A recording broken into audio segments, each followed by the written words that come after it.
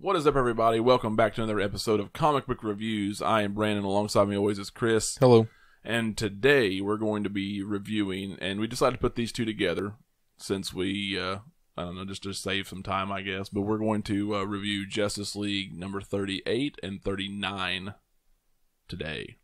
And we're going to start with Justice League 38 because it comes first. Obviously. We don't want to get ahead of ourselves.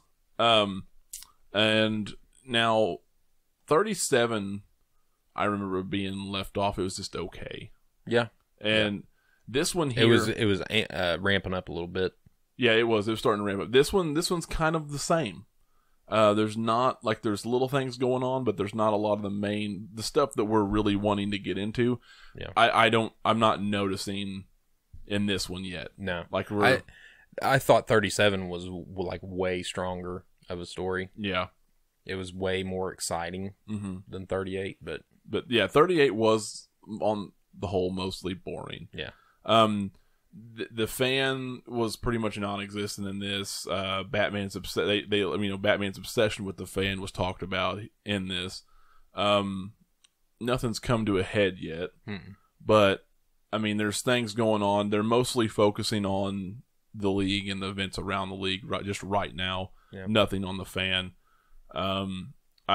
Flash is actually stuck at the watchtower. He's trying to make sure there's like no leaks and surveillance or something like that. Basically. Well, and they got to try and fix their system to where they can get the fan out, so he can quit, or so that he can't transport him, anywhere that he wants to, like he did, because he transported Wonder Woman to Africa and Batman and Jessica to like Nepal, I think, or it was something icy. Yeah, some really cold place. Yeah.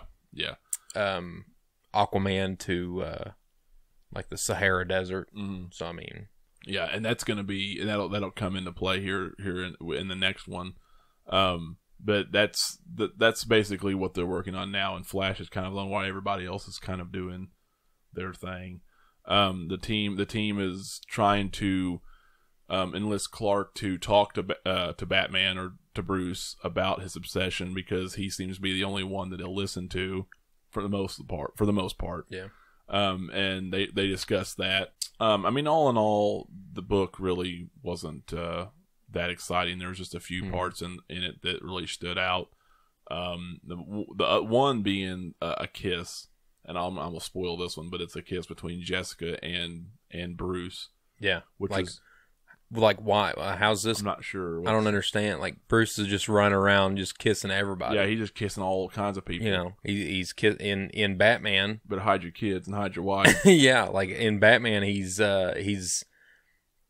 marrying Catwoman, but then they had some weird Super Friends story in Batman where him and Wonder Woman were like in a different place, and then they had a kiss, and then now he's kissing Jessica in Justice League. Like every single DC book, Batman is just running around kissing everybody. Don't ever be alone with Batman. No. Don't ever do that. He's a playboy. Yeah. He's a playboy. He can't do that stood out. That's going to be interesting going forward. And there's something else that happens in the end. I don't know if I want to spoil it. I don't know. I'll just say this. Bruce Wayne decides to step down as leader. And he at the end says that as a leaving chairman, he has the right to enact a new replacement, and then he picks one, and that's like the very end of the book. Yeah. Also, Flash has an interesting little part when he's trying to fix the watchtower. A shuttle who's trying to dock actually rams into the watchtower, and he has issues with that. And he also that's pretty much what they deal with the whole book. Yeah, he gets stuck out there, and there's a lot of. I appreciate the writing here. How Priest come up with this, I have no clue. Maybe he's good at it. Maybe he asked. I don't know, but there's a lot of scientific stuff in there. A lot of big words that I thought was really cool. It just makes me wonder how people come up with this stuff. Yeah. So anyway, I thought that was really cool. And he was kind of talking to himself and explaining how everything would work, and all theories and how how he's going to get back inside without dying, and I thought that was pretty awesome. Yeah. But that plus the kiss plus the new chairman of the Justice League was pretty much the takeaways from this book. I don't want to spoil the end on that one. I have to say that while this was slow, I'm going to have to give it a low score. I have to. Yeah. I love Priest. I love what he's doing. I like this story, and I don't mind that this stuff takes a little bit of a drastic turn. Oh yeah, here and there, because you've got a lot of stuff going on. It's like, but I know that this is not over with yet, so we still got a ways to go. I'm ready to get to the fan, and it's nothing against his, because his writing's still very good. Yeah, it's just a lot of in between stuff going on in this issue. I would give this probably in my rating a 6.5, but I'm going to give it a 7, just because it's got the most badass cover in the entire run. I think. Oh yeah. We've got both of them here. We've got both covers here, the standard and this is the second. I think this is by far the best one I've seen. This is one of the best covers I've seen recently in any book. Yeah. And this was actually one that I got signed from Christopher Priest a couple weeks ago at Kansas City Comic-Con. So that was cool. I'll put that up too. But that was awesome. That was a cool moment to meet him after reading these and after reading Deathstroke and stuff. To meet him, he's a super awesome guy. Yeah, it makes me appreciate him more. The more I learn about him, the more stuff I read with him, of his, I absolutely love. Yeah. So what was your score on this one? Mine was gonna be a 6.0, because it's just a lot of filler, and it's not the, like you were saying, it's not his fault. You have to. Anytime you have so many characters, you have to do a filler book. Yeah. You have to. But I will give it a 6.5 because of that badass cover. Because it really is. It's a super badass It really cover. is a super badass It's just crazy that a filler book has this badass of a cover. I know, you know right? I know. It's just awesome. I love that. And we got the variant to 39 here. Yeah, I'll put the standard up on the screen, but since we gave our score, I'm moving on. Okay. Yeah, we'll do that. Okay. Move that because I want to say this. Let's move it on. 39 is a much better book. And it's a cool cover. It's a cool cover. Well, slightly weaker cover, but very, very cool. It's not near as cool cover as 38's cover, and it's a much better book. Yeah. So I don't know what the deal is with that. Like, you would think, hey, put a badass cover with the badass book, but yeah. And maybe they thought it was badass. I don't know. This is pretty cool too. I like the standards. It's all right. Nah, nothing beats this one, man. I'm telling you, this is awesome. The standard 38 is pretty cool. We'll put those up on the screen with the Flash, but you know what? I'm not Flash. Flash's art doesn't draw me in. Really? No, it doesn't. I don't know. I don't know. You can roast me in the comments if you want. Yeah. If you just love the Flash, like I know a lot of people do. People that love the Flash really love the Flash. I know. Like, they really love Flash. You know what? I am excited for Flash Wars. I am too, but it's just... And I did like the button. I know that's... that was really awesome. That was a cool thing. Yeah. That was kind of... I don't know. That was a prelude to the Doomsday Clock thing, but which is awesome so far. Anyway, Justice League 39. Yes. Okay. So, let's not spoil... Because I didn't spoil the end. Let's not spoil who the chairman is. Okay. Let's just say that the chairman, the new chairman, is basically was representing the league in court in a hearing, not really court, but like hearing. He meets their new lawyer on behalf of the Justice League, and is explaining, who basically he's going to bat for the Justice League. One of the committee people, I don't know, the chairman of the committee, I don't know. Either way, He's asking basically to talk to Batman because he wants Batman to be there and to talk about, he wants to find out because they still think that Batman killed this, the old, and the new chairman says, maybe he's a senator because he killed the old senator. Yeah. He's like the new chairman. He goes, or the new chairman of the league.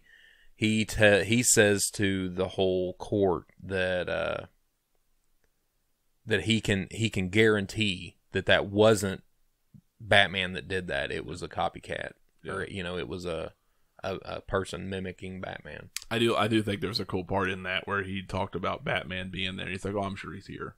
Oh yeah. He's like, "What do you mean?" He's like, "He's a master of disguise. I'm sure." Yeah, I'm here. sure he's in this courtroom. That was awesome to me. I don't know. I thought that was awesome. Yeah. As far as everything else, there's some other things. The Fan was back in this one.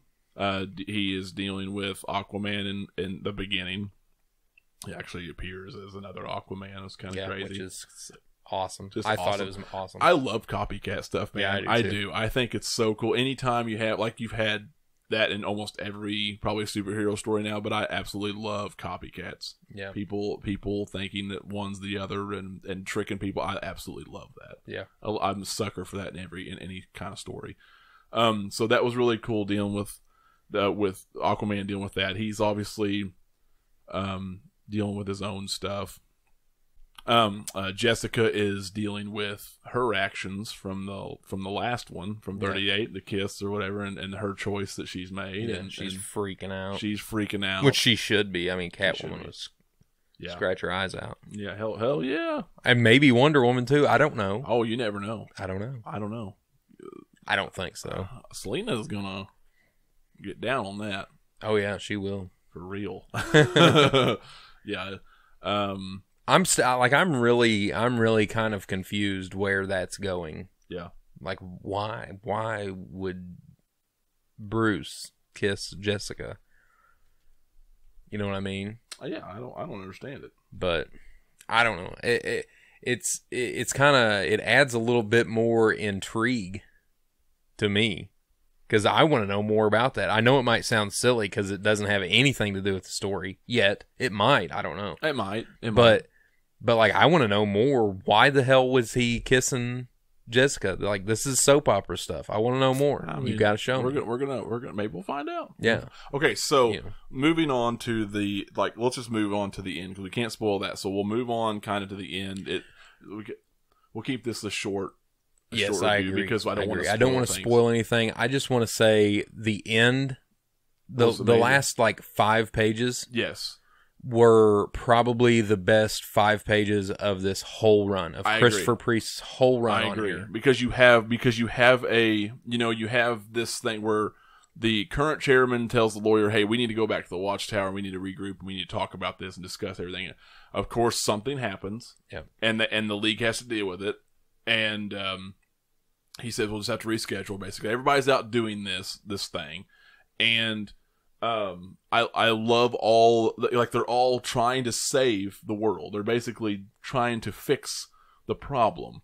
Yep. And in the middle of this, because of everything in the past several issues with the League and the people and the way this is going, you're starting to see the reaction of people and the trust or lack thereof trust. So you have your people who obviously are very big Justice League fans and they're still supporting them. Mm-hmm. And then you got your ones who are very divisive. And it's very similar, and I think we've said this in our previous reviews, but it's very similar to what you would see nowadays with politics and everything else.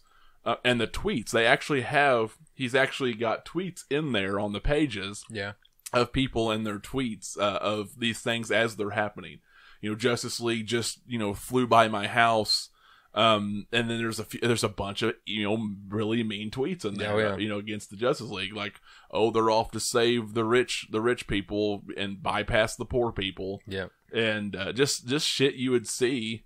Oh yeah. It was very, very real. Like if the Justice League was real, this would be happening. Oh yeah. Yeah. Social justice warriors would be saying people would be bitching about them helping other people. Exactly. Yeah. What was another one? I can't remember the other tweet now off the top of my head. There was one where this woman tweeted something about her kid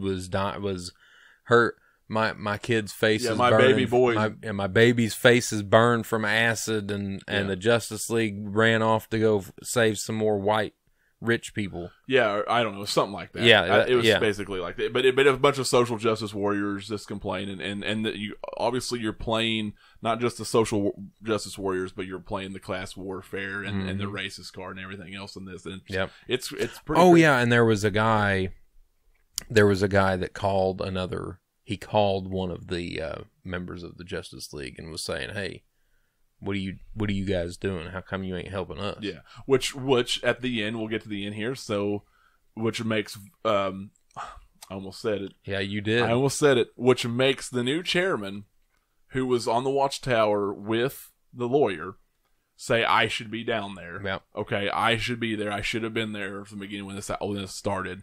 So he takes off and he's like, I don't care. I'm going.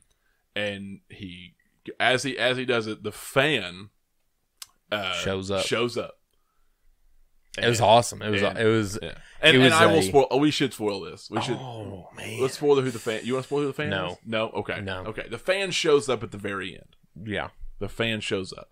Because I think you'll be shocked when you see who the fan was. Yeah. See, I was kind of wondering, like, maybe because I'm expecting the fan with the fans involved. I'm expecting him almost every page. Like, okay, who's this? Like, is he showing up here? Yep. So that's one thing. Before we forget, excuse me. Martian Manhunter shows up. Yes, thank you. I was gonna mention that earlier, and then it just slipped. He asks for he goes and he asks for help and Jessica. He asks for both the lanterns. Yeah, both the lanterns. He goes and asks for both the lanterns. Yeah, and Simon and Jessica both.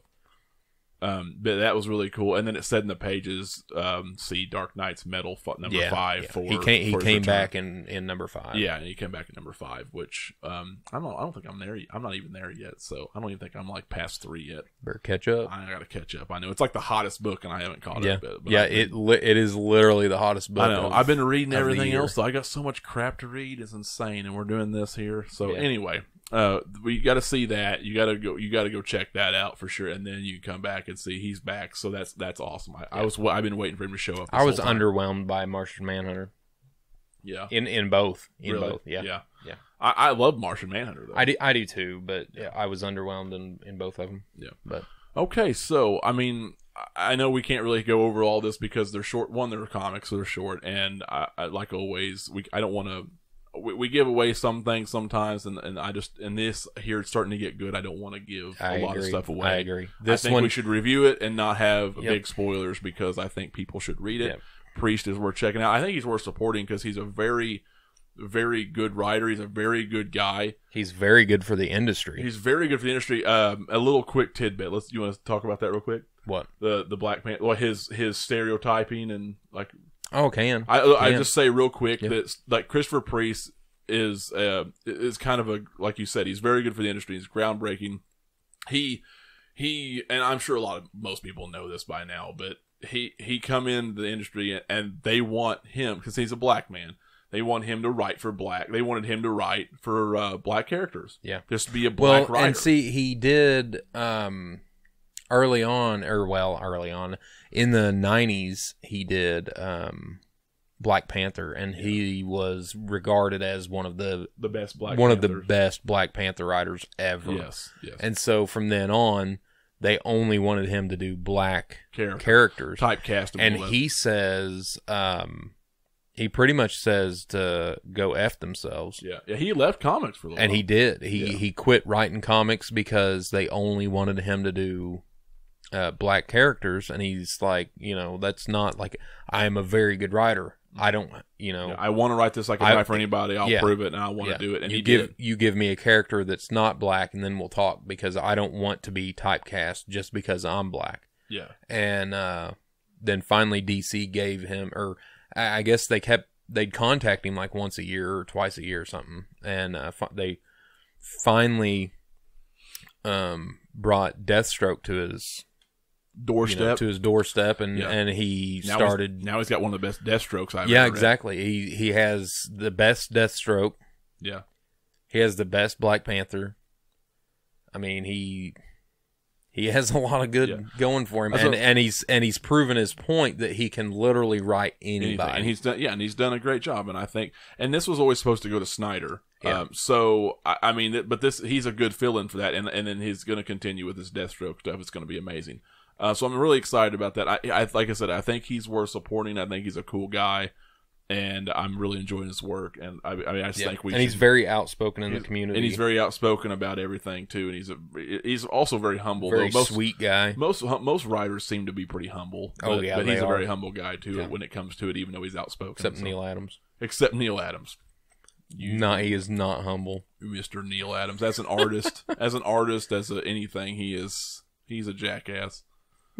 He is. I mean, he really is. Yeah, he is. He's good at what he does, but he can be a jackass. He's not as good as he thinks he is. He's not as good. Anyway, we're getting way out there. Justice League 38 and 39. Real quick, what's your 39? Review? The score. What's your score? I would say 8.0. 8.0. Yes. I'm gonna give an 8.02. I think 8.0 is a good. I don't have any bonus points to give. Yeah, I don't either. Cover. I mean, it's a cool cover, but it's not like Batman. Yeah. I don't even know what walking past Skull. I'm not even sure what the standard cover looks like because that's a variant. I'm not really sure. It's with all of them on there. I'll put it up on the screen. Okay. I'll show you. But it's still a cool. Well, it's not near it. It can't be as cool as this one. So it's not that cool. It's not even this cool. I think this is way better. And that one, that one is really cool. Way better one. Anyway, I guess that'll do it for the Justice League 38 and 39 reviews, and we will be back shortly. We've got a Batman: The Dark Prince Charming Part 1 coming up. Yeah. And we got the hardcover of that. That's coming up. As soon as we get hardcover book 2, number 2, we'll get that reviewed. That might be a little bit. May. Should be then. But we're gonna do number 1, and we'll have some more Justice League and some other stuff coming up too soon. So, all right, so that'll do it for us, and we appreciate you guys watching. We'll see you next time. Bye.